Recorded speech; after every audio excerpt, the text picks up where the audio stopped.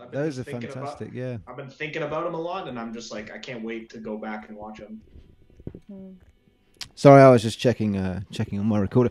No, we That's fine. forgot to mention Baraka a Yeah. couple episodes ago, and that was my kind of like the Catsy trilogy was my kind of introduction to Baraka and Samsara. winged migration and Samsara and things like that. So yeah, it's Koyanis Catsy, Palace Catsy, and Nakwe Catsy, isn't it? Which are all, I think they're interesting films. So Koyanis Catsy is the one that sort of deals with the southern hemisphere or the northern hemisphere, I think. That's the second one, I think. That's the second one. Is Koyanis Catsy is the northern. Yeah, and then Nakwe Catsy is technology and capitalism. Yeah. They're really interesting films. Definitely worth a watch. But yeah, this Les Blanc business. Heather, I know you mentioned a while ago we were talking about Les Blanc because why did I start talking about that? Yeah, Bad Lieutenant, directed by Werner Herzog. Les Blanc directed a film called Werner Herzog Eats His Shoe because Werner Herzog bet Errol Morris, the filmmaker, that he would not finish his first film, Gates of Heaven. He did finish it, so Les Blanc made a documentary about Werner Herzog eating his shoe. I then watched Vernon, Florida, directed by Errol Morris, because that was on the Criterion Channel, which is an amazing film if you haven't seen it. And then through that, kind of went into a sort of a Les Blanc-a-thon and watched basically all I had time to watch in the mornings, which was Burden of Dreams, which is an amazing film about the making of Fitzcarraldo, which is equally brilliant film, but completely mad about trying to sort of build a mechanism to pull a boat over a hill in the Amazon. It's absolutely ridiculous, but absolutely worth it as well. And then what else was there that I watched? Was I talking about Garlic is as good as 10 Mothers? That's right. And you said that at the screening someone was cooking garlic. We roasted garlic in like a toaster oven in the Metro Cinema. Yeah. That's cool. That is cool. That would never happen. No, that's it. It seems unrealistic. It's a different day. But yeah, no, definitely. If you're not familiar with Les Blanc, you can find pretty much all these films on things like YouTube and Vimeo as well. If you don't have access to the Criterion Channel, but things like Always for Pleasure, which is a lot. I wish it kind of went on a sort of Louisiana kick. So Always for Pleasure, Yum Yum Yum, A Taste of Cajun and Creole Cooking, and Spend It All and Hot Pepper as well as the Blues According to Lightning Hopkins. Just an amazing filmmaker, Les Blanc. A lot of these films they're not all feature length. Some of them are half an hour, some of them are sort of 40 minutes. Some of them are 20 minutes. But they're all just fascinating films. So I definitely recommend doing some of that. And Nick, you were asking last time if there was some service that allows you to find out what films are showing on what streaming services. I believe if you go to justwatch.com, it'll tell you where the film that you're looking for is streaming. I'm still not clear if it's US only or not, but Just Watch. Yeah. Oh, I see what you mean. Like if it's telling you where. Yeah, because they have different like compared to Netflix US versus Netflix Canada's very different. I don't know how different all the other ones are because I guess Crave is probably Canada only. I don't. Anyways. Yeah. I know Amazon Prime probably has different ones too or something. So I'm not sure. Yeah, I'm not entirely sure either, but that's somewhat useful because some of those films there will be a crossover for some of those films. Definitely. What else was I going to ask you about? We were going to talk about art. I was going to talk about art. Of course. Now, before I do that, let me just give me a second. He's going to go get some art. I'm just going to go and get one of my triangles. No, I'm not. So I was watching. What was the first? The first film when Connor gave me very kindly gave me access to the Criterion Channel was I watched Fire Walk with Me, which is one of my favourite films. And I text Heather immediately to tell her all about it. That's what I was watching at like 8 in the morning or whatever it was. But later that night we watched Art School Confidential, which was a film by Terry Zwigoff, who also made Ghost World. And it is the second collaboration between Zwigoff and Daniel Klaus, who is the guy that Shia LaBeouf ripped off for that film HowardCantor.com. He made a film, released it online, and then didn't acknowledge that the work was based on a short story by Daniel Klaus. So then he apologized to Klaus, but over in the sky in Hollywood, as opposed to where Klaus lives, so that people in Hollywood could see that he was apologizing to this person, but the person he was apologizing to had no idea that he was being apologized to. It was a very strange thing that happened, and then he said apparently LaBeouf was threatening to just adapt another piece, again without permission, so I'm not sure what happened to all that. Anyway, it's the second adaptation from one of his works. Has anyone seen this film? It's a very... You've seen Ghost World, though, right?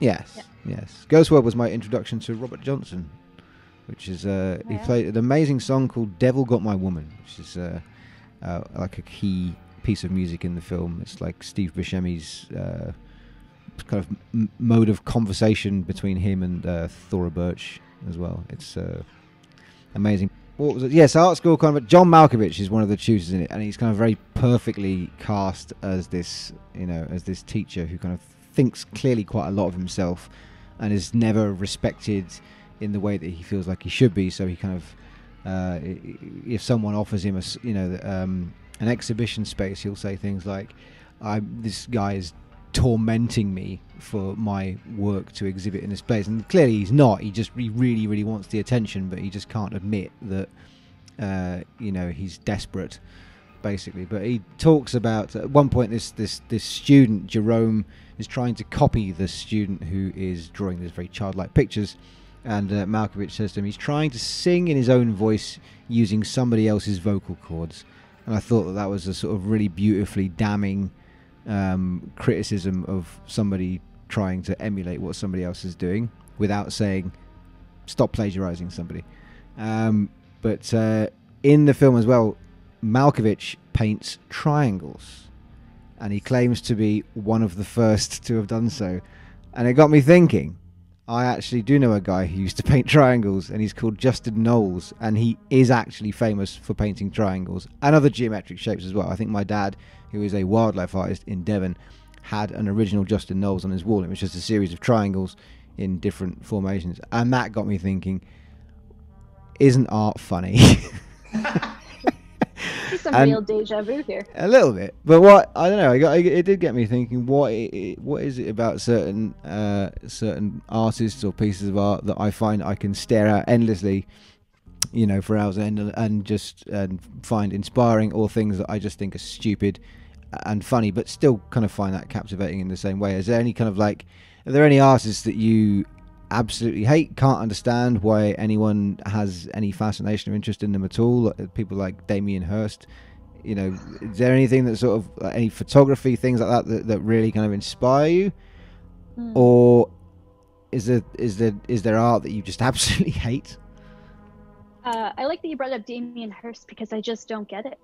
That's fair. That's absolutely fair. Yeah. The fascination. Also, not art, but I've been waiting for a moment to try and get in there to say this. Lucy, how many mugs do you have right now that you're drinking from? I have the mug that I am drinking tea out of. Right. And then I have the mug that I was drinking coffee out of. And then I have the mug where I painstakingly tried to set up forced perspective to make it look normal size. You put it on something. But really, it's Speaking so small. of art. Oh my god. It is so small. Yeah. This was how I spent 10 minutes leading up to this call. I have a stack of things in front of my thing to set it up, and I was Googling how to do forced perspective, and I had to try to get it right in the edge there. And then I was sort of does it even look normal sized? I can't tell anymore. Right now it does. I really appreciate your commitment to this production. Thank you. Really, Lucy's art is what inspires me. Exactly. Yeah. Exactly. Yeah, this is art we can all get behind. And Talisha, thank you for asking. Heather, I don't know why I've automatically kind of gravitated towards you, but I feel like you must have some Strong opinions? some opinion about art, painting, photography. Is there something that particularly grabs you? Yeah, I mean, I don't know about in terms of hate. I remember there was this Instagram account that was Renoir sucks at painting or something, and it would just be trolling Renoir, and I thought that was kind of funny because for whatever, his work does not speak to me, and so Yeah. I really enjoyed it. But like going back to that kind of, isn't art funny, and painting triangles and stuff, like I really like Miro, and that's like a lot of like spots and squiggly lines. And I was painting with my daughter yesterday, and I was trying to do something abstract, and I have no idea how you do that. Like when I do something like that, it just looks completely ridiculous to me. Like I just don't know how you envision it. I was watching David Lynch, The Art Life as well, which is a documentary that was released a couple of years ago now, about basically what he's doing now, which is, other than Twin Peaks: The Return, he's kind of been a painter, but he was a painter before he even made Eraserhead. So it's not like he's suddenly just become. Yes, exactly. He's not just become, a sort of art painting sculpture hobbyist. That's always been his kind of primary form of artistic expression, but he's best known for his films because they make the most money, I would have thought. Yeah, I was watching as well that documentary I was watching a couple episodes ago, The Genius of Photography, and there's a photographer in it called Gregory Crewdson, who makes these staged photographs that look like movie sets. They look like they look a bit like Edward Hopper or Jack Vetriano paintings. These kind of if you ever go into Route 99 and look at the Boulevard of Broken Dreams, which is just the sort of pictures of famous people from old movie scenes, James Dean and such, sitting in cafes and things. Kind of does these weird kind of crossover pieces but the production values on them are utterly insane. Like they cost as much as making films.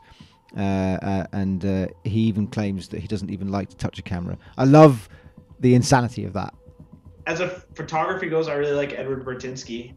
Yeah, that's like my contribution. No, me too. I absolutely do. Bertinsky, another one. You just stole what I was going to talk about. Oh, sorry, Talisha. No, you gave me the segue. Yeah, exactly. Talisha, would you like to expand? No, it's fine. Well, since you won't, go and look at the work of Edward Bertinsky or Manufactured Landscapes. I'm more known for the films, honestly. Yeah. If we're being honest. So Manufactured Landscapes is one, which is... What is that about? It's partly to do with a series that he actually that he shot as well. He has these amazing kind of large format pictures of... It's the oil sands, right? So it's not just the oil sands. Not just the oil sands. It's a lot of things, but the Anthropocene. It's like yeah. Anthropocene. Bertinsky had a showing at the Art Gallery of Alberta, like it might actually have been a decade ago now, where they were in the big upper space, and just like standing in front of those photographs, like full size. They're on light boxes too. They're done on Duratrend prints, and yeah. It's just the sheer scale of them. It's like knowing it's like how many photographs that he probably had to stitch together to make something of that magnitude, and just how much detail there is when you're actually seeing it up close. I think they're actually shot with a large format film camera. Yeah. So it is one image, but it's the negative. I've read that he's had like some of them are up to like a bunch of composite photos to make.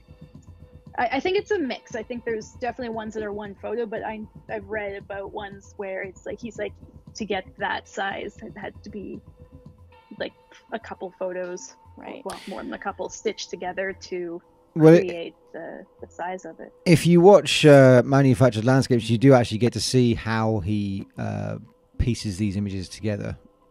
Or how he composes an image, not necessarily how he puts them together, made of multiple images, but they're all kind of made of. The subject matter is mostly for that kind of series, at least, is man-made incursions in the earth. So it's like things like the oil sands, or where we've dumped. Landfill. That's what I'm looking. That's the word I'm looking for. Landfills. Usually not in the ocean, though. They're usually on land. The ocean landfills. There's ocean. There's things out in the ocean, just like islands of rubbish. I couldn't think of a better way of describing it than island of rubbish. Isn't there that's at Garbage Island? Isn't that also? There's a documentary about an island where they send all the. That sounds so vague, but I remember watching it. Wow. I forget what it's called. Isn't I'll that I'll find it up for next time. something to do with Isle of Dogs? Isn't that? I just watched that too. That's But I actually do have to go now. Okay, all right.